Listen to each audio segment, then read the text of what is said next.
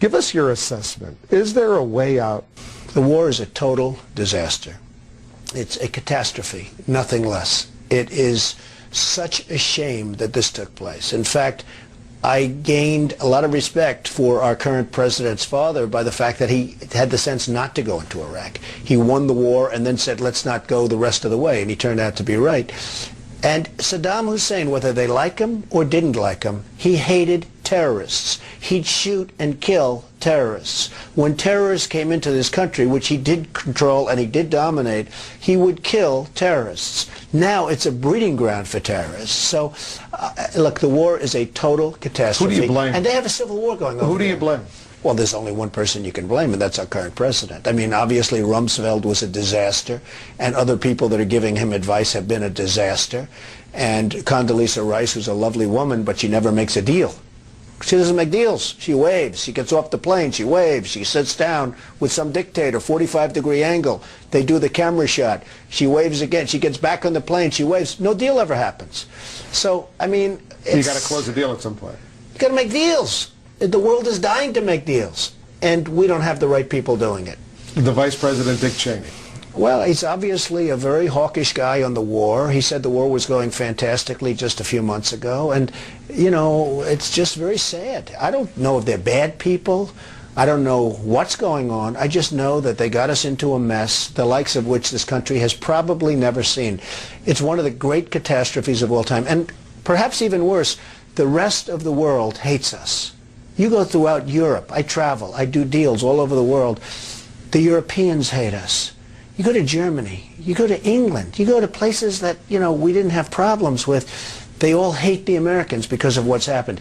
We had a chance after September 11th to be the most popular, for the first time ever, to be the most popular nation on earth, and we blew it. Everybody, for the first time, people felt sympathy. I'm not saying it's a great thing to have sympathy in terms of yourself, but for the first time they felt a sympathy and a love for this country because of what happened.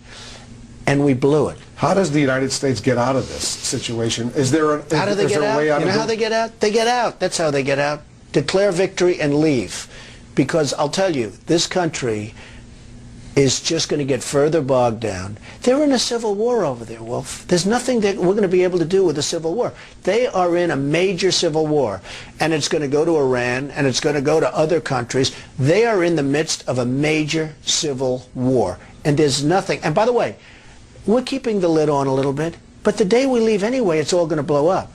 And Saddam Hussein will be a nice person compared to the man, and it will be a man, it will not be a woman. That we understand. People say, oh, gee, you didn't give the women a chance. It will be a man.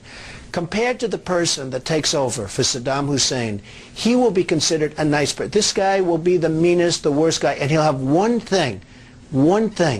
He will hate America, and he'll use that to flame. So, I mean, this is a total catastrophe, and you might as well get out now because you're just wasting time. And lives.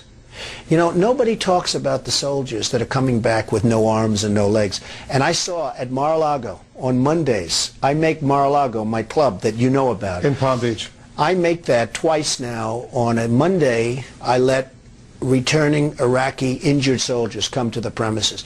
The most beautiful people I've ever seen. But they're missing arms and legs. They're with their wives. Sometimes they're with their girlfriends. And the tears are coming down the faces of these people.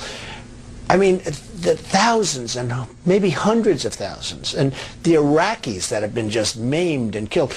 This war is a horrible thing. Now, President Bush says he's religious, and yet 400,000 people, the way I count it, have died, and probably millions have been badly maimed and injured. What's going on? What's going on? And the day we pull out, it's going to explode. We're keeping the lid on a little bit. It's still a catastrophe. But the day we pull out, because they're in a civil war, whether we want to admit it or not, they're in a civil war. What do you think of some of these scandals that are unfolding in Washington right now? As we speak, the Attorney General is under fire, Alberto Gonzales. What do you make of this as an executive trying to watch an administration? Look, everything in Washington has been a lie. Weapons of mass destruction was a total lie. It was a way of attacking Iraq, which he thought was going to be easy, and it turned out to be the exact opposite of easy. He reads 60 books a year. He reads a book a week. Do you think the president reads a book a week? I don't think so. He doesn't watch television. Now, one thing I know is that when I'm on television, I watch, or I try. Because you do. Your own ego says, let's watch. Let's see whether it's good or bad. You want to watch, right? He doesn't watch television. So he's on television being interviewed by you or somebody else. He doesn't watch. Does anybody really believe that? Now they're doing this whole scandal with the U.S. attorneys. Now they're finding emails. And it's proven to be a lie. Everything's a lie. It's all a big lie.